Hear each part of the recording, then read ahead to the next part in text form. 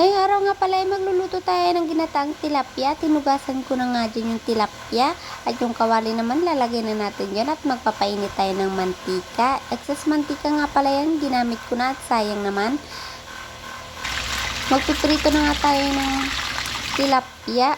At yung asawa ko na nang magkukontinue yan magprito. At si Marga nagsisiiyak na, alam nyo na, pag may batang kasama, hindi makapagluto ng maayos. At pagkatapos ko nga patahanin din si Marga, ay inayos ko na yung pansahog ko sa ginataang tilapia natin.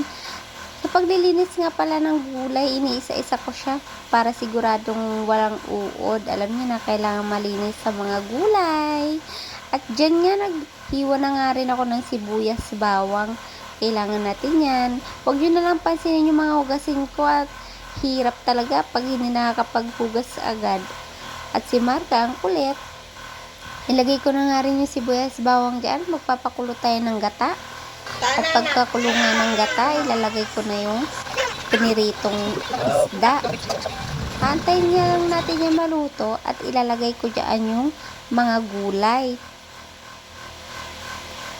So, ayan, nilagay ko na mga gulay at tinakpan ko na para maluto yung gulay sa taas. At ayan na nga, mapapakain tayo ng marami nito. Sarap!